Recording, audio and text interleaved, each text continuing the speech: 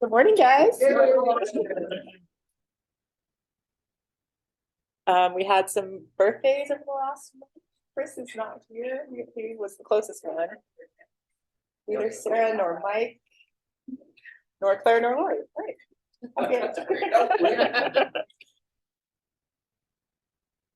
Tuesday morning, we had a board meeting, 7 a.m. Trillium, or I'm sorry, Umpqua. We decided to honor Ian's request and for the good of the club, transitioning our website to DACDB. It's going to save money and centralizes all the information. So we can't avoid the inevitable. It's coming. We're transitioning to DACDB. So sign in. This is where I send you all emails. So make sure you're subscribed, not unsubscribed from it. We voted to send $500 towards a remodel of a men's addiction clinic in Mexico. $500 towards a solar power array at a senior facility, also in Mexico. There's $1,000 toward training people with disabilities to use tricycles in Botswana. They're traveling around across 10 villages, teaching people how to use these tricycles, and both disabled and able-bodied people. And then it's a way to foster independence for people with disabilities because transportation is impossible if you're disabled in Botswana.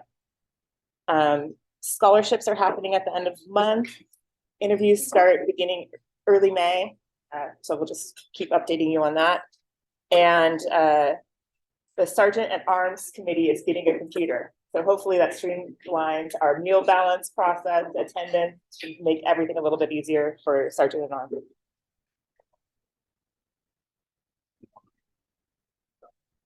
Tuesday evening, we met with Home Away from Home.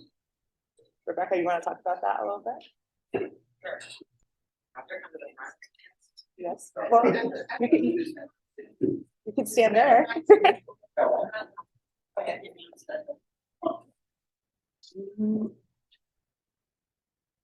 Sorry, I was just looking at the picture. We've talked to you a bunch about the Equity Arcata program, and in particular our support of the Home Away from Home program. It started about, I think, 9 or 10 years ago, and this program in particular about 5 years ago. We estimate kids come from SoCal and they come up here, and it tends to not match where they came from in terms of diversity. So we really wanted to reach out to the BIPOC, the Black, and Indigenous people of color community up at Cal Poly Humboldt. So 4 times a year we do food distribution.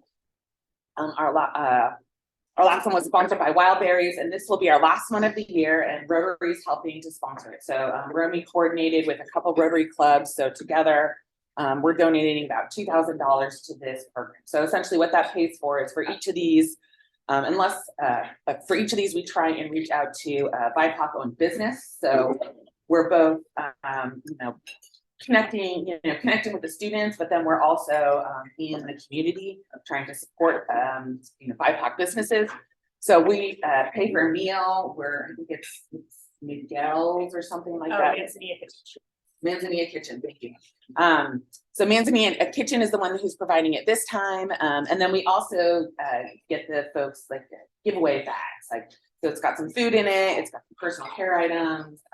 I just got 160 rolls of toilet paper at my house yesterday. I'll keep that in my garage to May.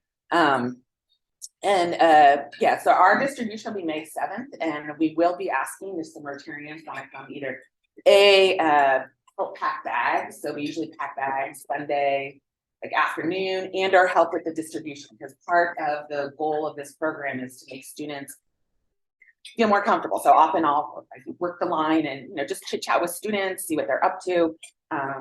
Tell them about our mission of trying to make the community feel more welcoming to students. So you'll hear a little bit more about that. That's May 7th. And so thank you for supporting it. It's a really great program. What's the date of that again? It is Sunday, May 7th. And then we'll need a couple volunteers. Yeah, that's what I said. Oh, you did. I'm sorry. Thank you, Romy. So we'll need some, yeah, volunteers usually from like about, noon to 1:30 to help, pack bags. It's very, if you've done the grocery, you'll be prepped. It's very similar to doing the backpacks for kids. Every time I do it, it's like, oh yeah, I'm used to this, except it's 160 bags, not 35. And then, yeah, in the afternoon, when we do the food distribution and help with the house of people to hand out the bags, we have a trade table now, just in case, oh, I got something I don't eat, or, we also have, we invite the period product folks in. So they provide free feminine supply products, because those are pretty pricey. Any questions? Awesome. Good job. All right, looks like we're all seated. How about this back table? Let's visit our guests. Hi, I'm Christine of the Outbound Exchange Group. And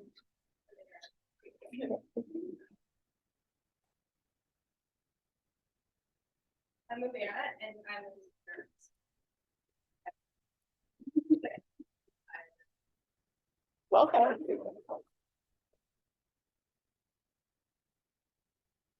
So last night, Romy and I had the great pleasure of going to Engineering 215's presentation of our Trillium School projects. So there were 6 groups, 4 students apiece. They started with a $400 budget, and their goal, in lieu of a water catchment system, which is our favorite thing to do with Lonnie, Trillium is too small for that. So they come up with 6 projects: a solar heated hand washing station, a math pathway that you could learn to tell time on an analog clock, learn your parallelogram shapes via hopscotch. They painted angles around the basketball 3-point line so you can play horse and know exactly 180 degrees or 90 degrees. There's a paper making press, or an updated paper making press, so they can, they have pen pals in Taiwan. They wanted to write on paper that they made. A Galton board is this thing to learn standard distribution. This is the one they made had like different metals, so the marbles make sounds as they go down, and then like it just was really awesome to watch these guys, a group of engineers, treat an elementary school teacher as their client, and they usability and safety, and they had all this criteria they had to meet. They interviewed the students 3rd through 5th grade. They took it really seriously. They had a blast. There's an interactive bench made out of earth and clay and straw that you can crawl through and look at native flowers, and a busy board with locks you can unlock that while they're waiting in the lunch line, they can fuss around on the board. And it should be done by the end of the month. 2 weeks. Yeah, end of the semester.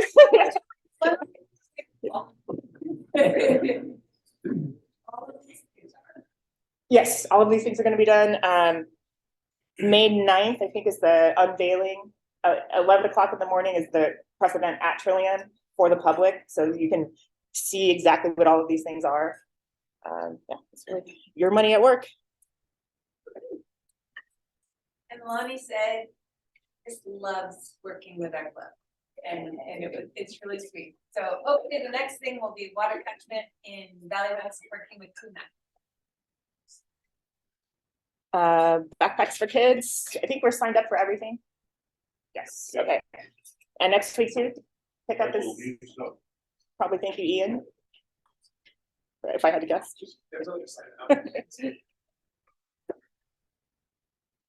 Okay, Arcata High Interact. Did anybody bring bread? Okay, and where? Oh, and you're working. Yeah. So thank you to Bob and Susan, Jeff, Ian, Angela, Jessica, Romy, for all signing up to help for their big fundraiser tonight.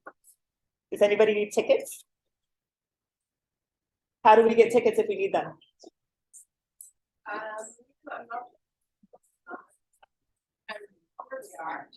So you could take orders probably in a minute.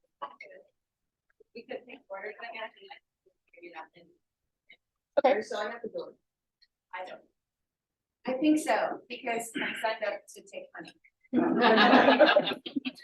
I guess we're selling at the door. 5:30 to 8:30 tonight. Where is it? Okay.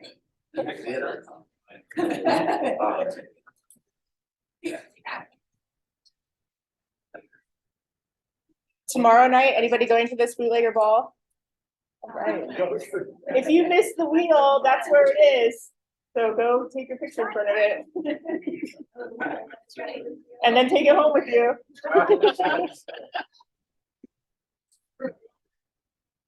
Okay, next week is Final Friday. I wanted a lot of whipped cream. He said, how about a mountain of whipped cream? I said, a mountain is a good size. I got it. Big blue. Yesterday. Big blue. I mean, I do that all the Okay. District Governor Jennifer Strong will be here next week. It's Final Friday. We have, after next Final Friday, there's one more Final Friday. We're looking to raise 17 grand, so come ready. Little goal. That's it. at that meeting. or No. for the Oh, year? the next two. Yeah. Over the next two, you wanna raise, 2 that's our. months, we need 17. So you can have like 75 of I mean, I could do like 10. And in May, don't forget, Scott has put up his house in Maui, Right. for a week. So Lumen Board, you would probably entertain you. So just, You might have to exercise. Workout, that's Yeah. right. They'll do it, you don't have to. Cairo, So I'm supposed to have tickets for my pancake breakfast tonight. And also, still there's gonna be more volunteers to sign up. For the dishes thing, we put it with it was 7 to 9, but I don't think we need 8. okay, Anyway, true. And also, if anyone's interested in donating ingredients, yeah, okay. Cool. thank you. Thank you. All right, so in the Super Rotary Saturday, that is next Saturday, the 29th, we have pancake breakfast, 7 to 10. We have mini library building out at Wallace and Hines from 11, I think, to 1. There, he says it'll be super simple, just glue, screw, like, it should be in your proof. I have another thing. That's brewing. Is it okay? Sure. Yeah. I know.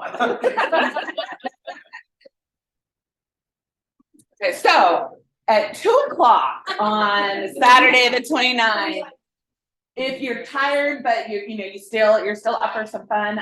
I'm on a kinetic team this year. I'm team half-assed, and we're having a fundraiser for our kinetic clubhouse. Essentially, we rent a space that costs us money, and then obviously it costs teams money to do the race. So Team Half-Ass and the Apple Peddlers are having a fundraiser at Mendenhall Studios, which is in Old Town Eureka. I think it's at like 2nd and C. And we're gonna have a cornhole tournament, and we're gonna have a ping pong tournament, and we're gonna have food for sale. I'm gonna get a giant Connect 4. We're gonna have a mini Olympics. We're gonna have beverages for donation and stuff. So if you want to have some fun, it's 2 to 7 on the 29th. That's weekend. That is that, yeah. That doesn't sound like a half-assed event. But it is. Why we have. Okay, so after the pancakes, then the mini libraries, then the kinetic fundraiser, then you're not pooped out, the wine festival. 3 to 6. Favorite Country Club. This is Arcata Noon's 13th annual. You can go to winefest.com and or HumboldtWinefest.com and get tickets. All right. We ready for the poll?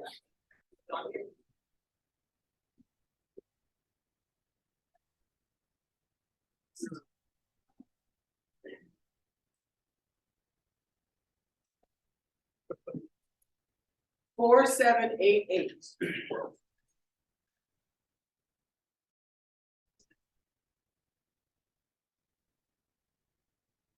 Possibly it's here.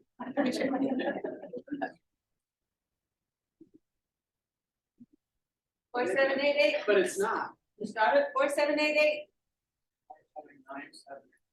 Oh, there we go.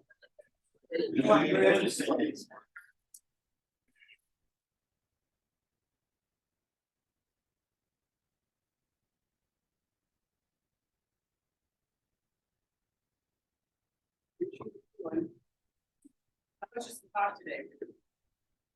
We don't know. Don't say that, please. 4828. That's still, that's pretty close to that. 4828.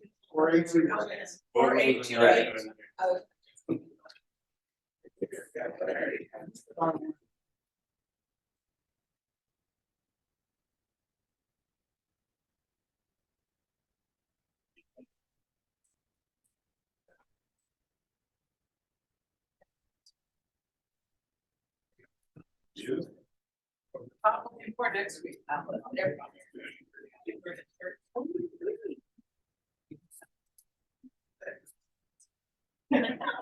You know. All right, Charlie.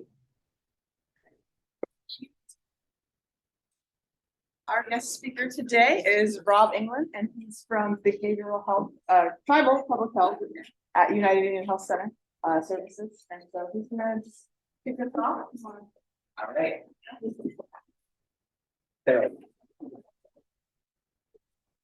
Better place, should I stand there? Is that the standing place? You're gonna hear me regardless. All right, so Squeenakoi, Iakui, Neknel Rob England. Good morning, my name is Rob England. I'm a member of the Yurok tribe and I'm the Tribal Public Health Director at United Indian Health Services. And so I was invited to speak here, and many times when people do that, I say yes. And I'm like, what am I speaking on, by the way? And I'm gonna actually take a little bit of liberty with it as well. Hopefully that'll be more interesting. So yeah, just briefly, as far as United Indian Health Services, of course, we serve Humboldt, Del Norte counties. We have an active user population of 12,000 clients. Our most southern clinic is actually only Eureka at this time. We used to be in Fortuna, but we're on Harrison. And some recent developments is that we purchased 2 buildings by the Eureka Inn. And one of those is going to be for dental services. And then we bought the Area 1 Agency on Aging. I always mess that up, but I got it, so I'm proud. We bought that, and we're going to expand our medical services there. Of course, we're at Padua, next to Mad River Hospital. Go up north, we have a clinic in Klamath. And then we also have a clinic in Elk Valley, Crescent City, Smith River, and Witchpack. So we cover a wide range of services as far as medical, behavioral health, vision, dental. And I became the Tribal Public Health Director in January of last year when our Tribal Public Health Director became our CEO. And so I always say, I didn't really aspire to be Tribal Public Health Director at all, but I was like, who would be my boss if I didn't go for this? I am too old to get work for someone that I don't really respect. So, and I consider myself a lifelong learner. So I basically became a public health nurse for this last year, which our clients are still here. So we have a lot of community health outreach workers. And so they're a little rascally bunch, and they're in all those areas. They're like strong Native women. And I don't know if you've dealt with strong Native women before, but I've been humbled over this last year. One of my favorite stories, and this is literally true. We have like our admin assistant, she was in the Valley West area, and she was attempted to be carjacked, or this guy said, get in the car. She told the guy, no. And her coworkers were about ready to leave the parking lot. They circled back around, saw something was wrong, and actually started beating on that carjacker. I'm like, this should have been a story in the news. But I supervise those.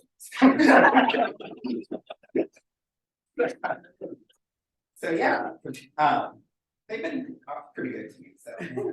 But I did hire a public health nurse like 3 weeks ago, and I'm gonna do everything. Like, nurses are like gold, especially during COVID.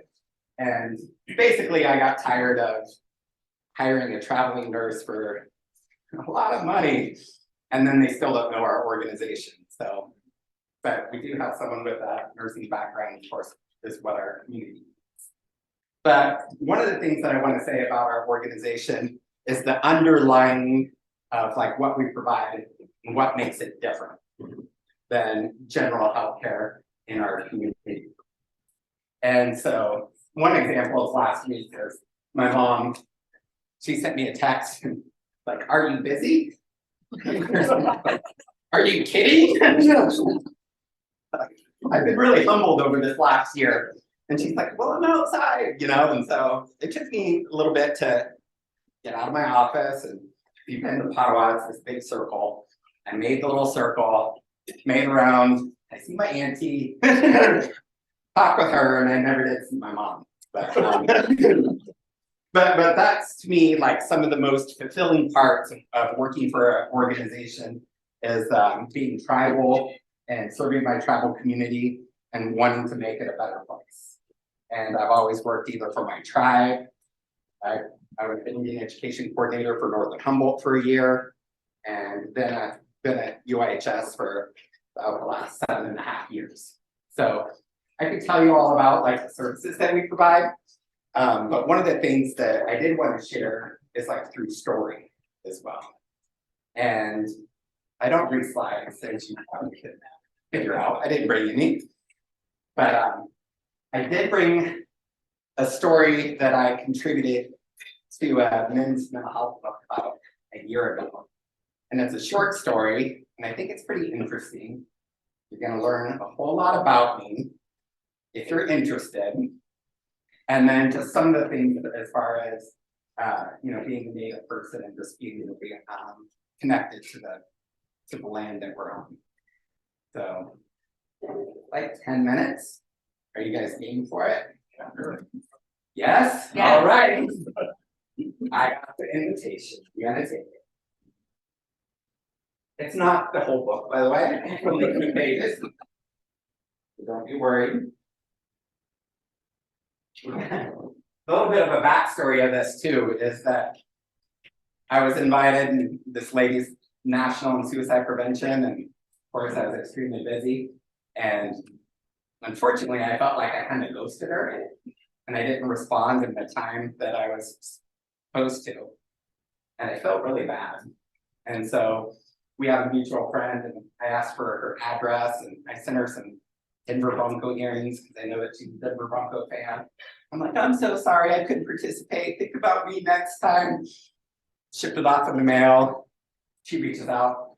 It's not too late. Okay. Much later down the road. Now I really gotta do it. And then of course sharing a personal story too.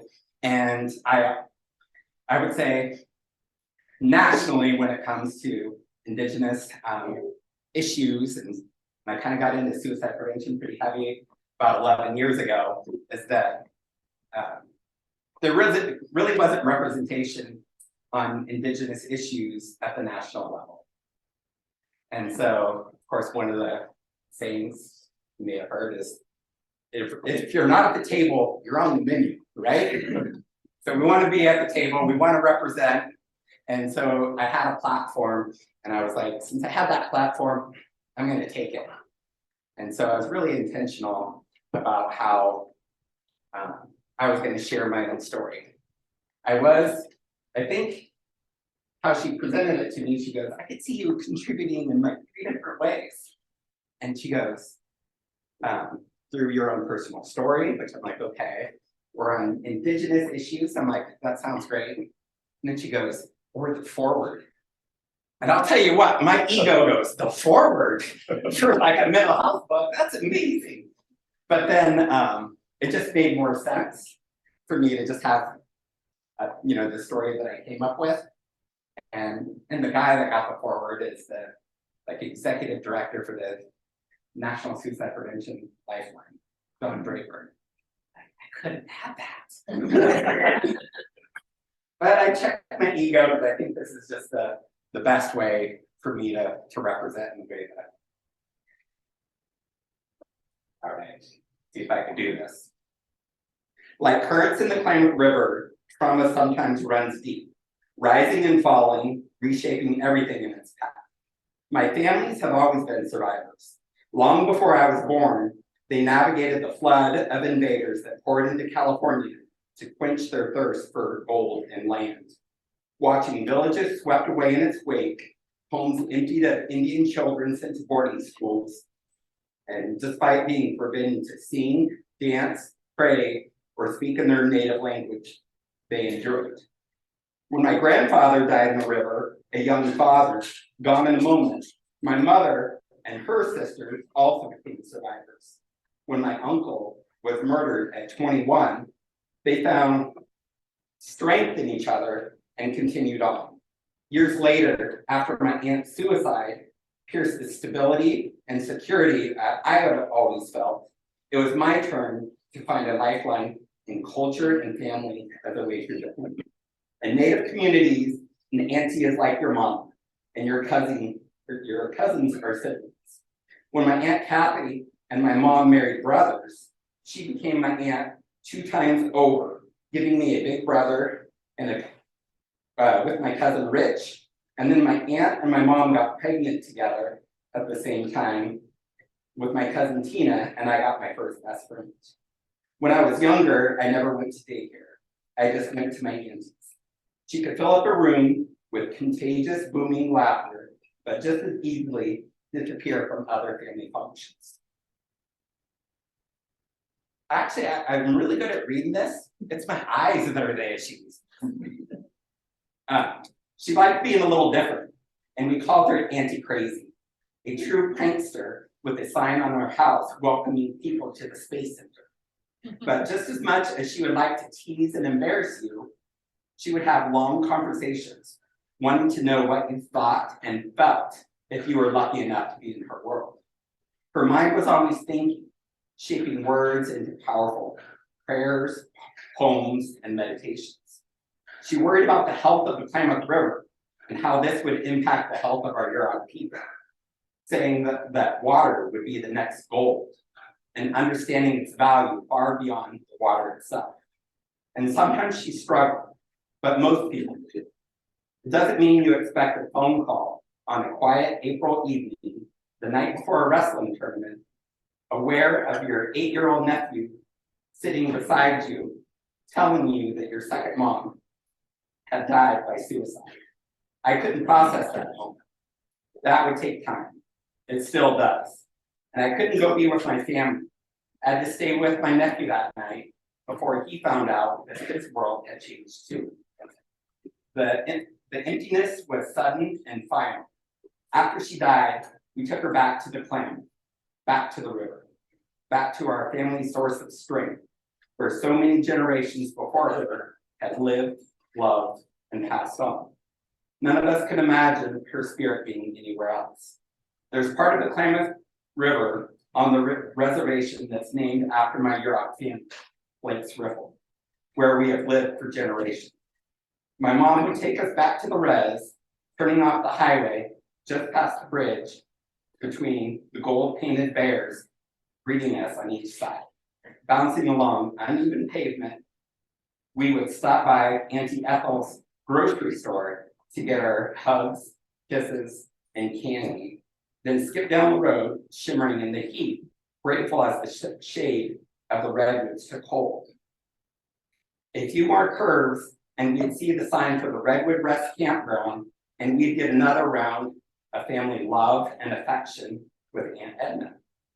Hitting gravel after the last turn in the road, we would see our family's home, where Aunt Dorothy, Aunt Norma, and Nanny were waiting. I was really blessed to spend time with Nanny, my great-grandmother. She was born in 1890, and some of my earliest memories are sitting quietly with her on the long wooden deck, the cemetery behind us with generations of our family, the river in front. The feeling of knowing I belong there, that this is home, no matter where many of us may be, and that we will always be connected to the land and to the river. At the time, I didn't know Nanny was in her mid-30s before she was recognized as a citizen of the United States. And I didn't know it was because she was Indian. As I got older, I realized a lot of the education I got in history classes was a lie. It didn't reflect love, strength, and survival, things I knew firsthand being part of the Indian family. In fact, it didn't reflect anything about Native people at all. It whitewashed our reality, omitting genocide, renaming colonizers as settlers, and describing Native people as primitive or savages. This is all part of historical trauma. Earning my degree in Native American Studies was very enlightening. I remember being in an ordinary beige room with institutional windows the first time a class mirrored my truth. The walls disappeared as the history of our people came to life. Thousands of years of oral traditions as told by Native speakers, both in person and through the pages of carefully saved testimony, swirled around me, speaking to me, whispering in my ear, showing me the world I came from. Anger, sadness, guilt, anguish, and gratitude. My ancestors are survivors. They survived policies to exterminate Native people, whether it's $5 for the head of an Indian or a quarter per scalp. California paid millions in bounties over a few years, wiping out 80% of Indian people in my home state.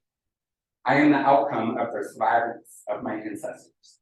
Their resistance and strength are in my blood. We're still here. Culture is an essential part of suicide prevention for tribal communities. It's not just learning the traditions, it's the endless teaching and the sense of belonging that protects us and the generations to come. Participation in a cultural activity is sometimes the only way we engage with those who need the most help. As a suicide loss survivor myself, I feel it is my responsibility to share the healing powers that culture can provide, to pass it along as a constant in our people's lives. I don't get hung up on only using evidence-based practices. Our culture is our evidence, and it stood the test of time. As a social worker, I used to visit juvenile hall, right there, to meet with incarcerated Native youth. There was one young man, a cousin, which in Native speak means just about anybody related to you, no matter how many times removed. When I would visit him, his face was a study in blankness, carefully neutral and numb. But his body showed shyness and sadness, shoulders forward, wanting to melt away from this space. If juvenile hall allowed it, he would be wearing the defensive uniform of Native kids everywhere, an oversized sweatshirt with a hood pulled down far over his face. A kid who was used to not being seen, who maybe felt it was better not to be seen. I told him the next time we went before the judge, I was going to introduce myself in Eureka, our shared language, something he had never seen done before. He smiled a little, saying, "Yeah, that would be cool." I wanted him to have this, to know that he was Eureka, like me, like our language, strong, resilient, undefeated. That he was visible and seen, even in a place that is designed to erase who you are. The next time I stood in front of the judge in the dingy cement box that served as the makeshift courtroom for juveniles, I breathed in and said, "I agree." Next now, Rob England. I watched light ripple across his face, flowing into a little smile that seemed like a combination of surprise and pride. Maybe not too many people ever followed through in this world. Maybe no one had ever done this, but for that moment, he could stand in front of that judge, recognized as part of history from time immemorial of his community, wrapped in the story of his family, present in these handful of words. I feel my purpose each day is to make my auntie and my ancestors proud. How can I do my part to build a healthy community, healthy tribal? When we look at the loss of tribal members, we need to instill a sense of positive self-identity and pride, knowing who they are, the waterways and the land their ancestors are from. For me, this is life. When I stand at the river, I can see our family's land, our home, our cemetery. Out of all the places on earth, I know deeply and unquestioningly that this is where I belong, where I am from. Tied to thousands of years of history, countless generations, our story flows in the shape of water. Sometimes like a ripple, breaking against the rocks in a rapid current between deep pools. Turbulent but necessary, pulling in oxygen as it pushes against the sky, carrying it to the deepest parts of the river. It is a story without end, the story of our Eureka people. So that is it.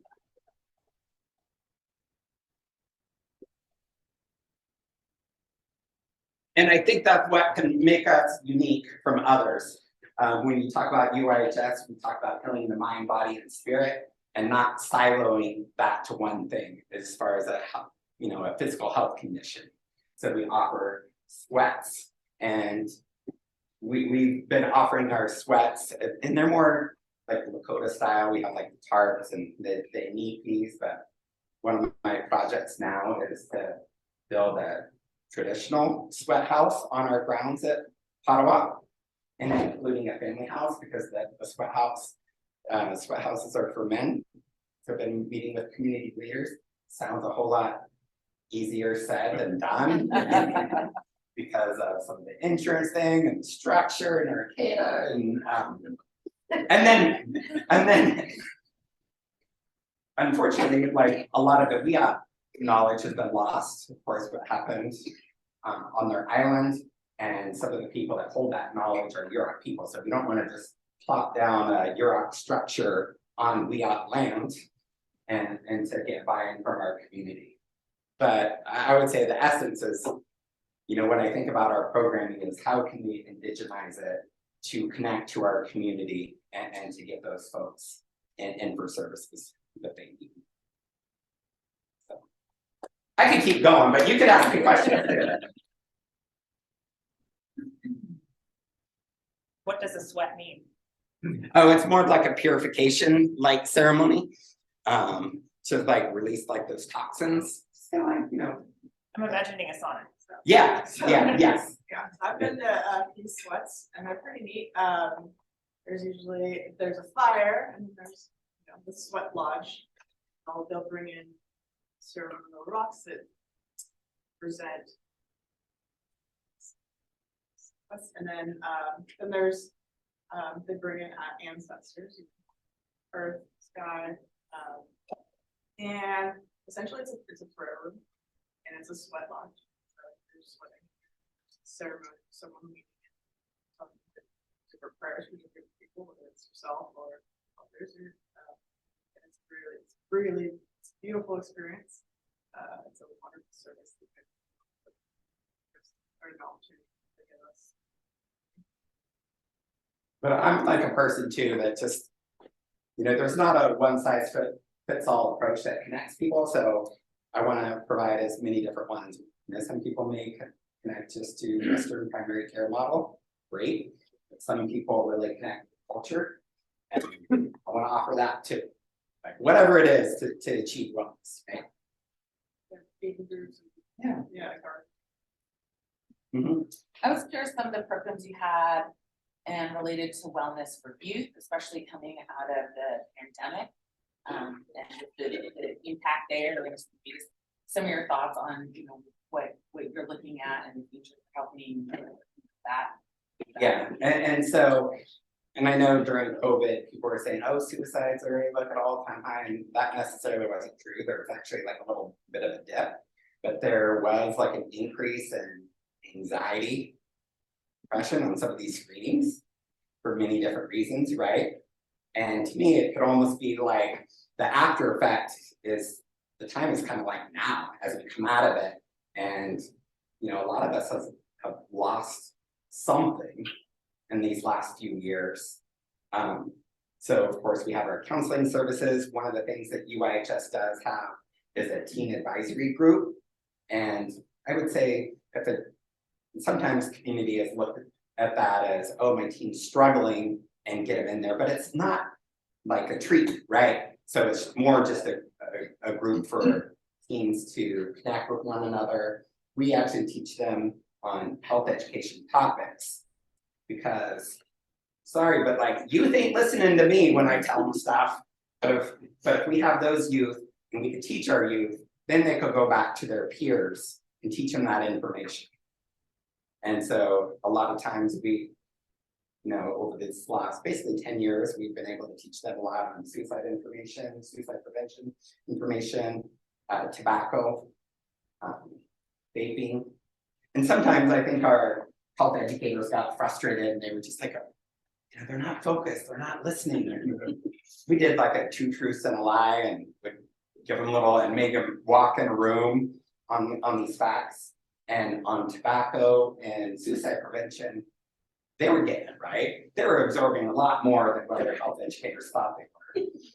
And we had recently got an opioid grant, and we really hadn't taught that information to them. And so when we gave them the 2 truths and a lie and have them walk around the room, they were getting that wrong, which kind of made sense because we hadn't taught them.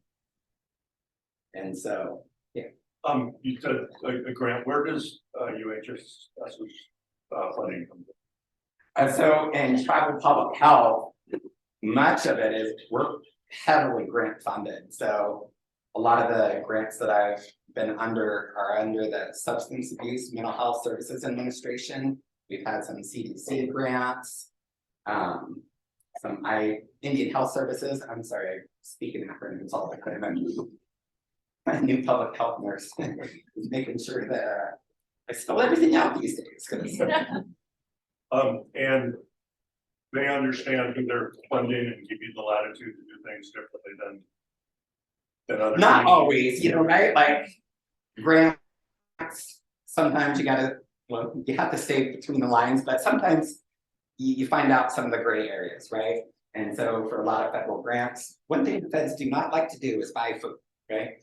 But food could actually bring people together. And I know that there was this one grant that I had, and I'm like, okay, so we wanted them to have like healthy eating, right? And so we actually could buy them or basically give them like a recipe for a healthy meal. And then they would come to our farmers market. And what it was is an educational toolkit on healthy eating. So we get all the vegetables and stuff with the recipe, and then they could take it. But I couldn't flat out buy them, right? So you kind of figure out some of those things where, you know, it'd be a little easier if you can invite people for a meal like this and bring people in, because food really does, it's a big draw. But we do provide a lot of incentives, and many of our grants have a cap at $30 per person. And many times that's an exchange of, in essence, data, like a survey that we collect from them. And we're able to provide an incentive for their time, right? Or we've had a lot of community meetings as far as for our sweat house project and family house project. And, you know, the workers are there and they're getting paid. And I'm not on salary, people owe me. But we want to honor their time as much as we can. Oh man, how are you? When did you sneak in the door? Tell me about dances.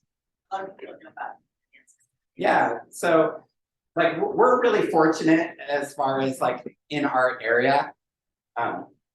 We need people like colonization coming from basically the eastern seaboard, and actually, and there's some contact in Southern California too, but we're really fortunate for Indian people to not have been relocated. So these are our ancestral lands. And so we still have our ceremonies here, Brush dance, like a healing of like a sick child. Jump dance as well, white deer skin dance, and those are like a healing for the world. So when our people pray, those are like high dances. Those last two are every 2 years. And so the Hoopa have theirs, Eureka have theirs, and then there are several brush dances throughout the summer as well. And I invited Joyce to one. Well, I invited you once, you came, and I was really impressed. I was like, It's an all-night thing. yeah, I was like, Judge Heinrichs is in my living room. Any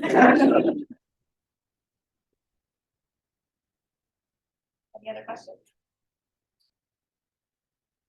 Thank you very much. Did you hear my story? You were the judge. Thank you very much for your time. All right. Thank you.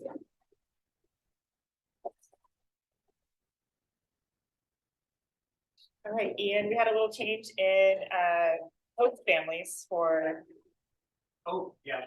So Andreas and Jen, we're gonna be our first host family for our next inbound student. On camera, okay. You have to get it up front. But Andreas was recently promoted to Caltrans, is now as Director of Traffic Safety for the entire Caltrans region, and is finding that challenging to his time. So we are back in the mode of seeking our first family for our next inbound. We should know where they're coming from in about a month, and that's the story. So hit us up if you might want to host. that's all I have for today. Tonight, Arcata High, spaghetti dinner. Backpacks for kids. Deliveries are all set. Okay, cool. All right, guys, anything else? Yeah. Math Festival. Humboldt County Math Festival tomorrow. For what ages? Through high school. Yeah, there's a Rubik's Cube competition. I'll be there with Kinetics booth and library booth. There's lots of different tables. Where is it at? Adorning Center, 12 and 4 free. I have a, maybe my kid will leave the house. They love it. I doubt it, but they love it. All right, anything else? All right, guys, have a great weekend.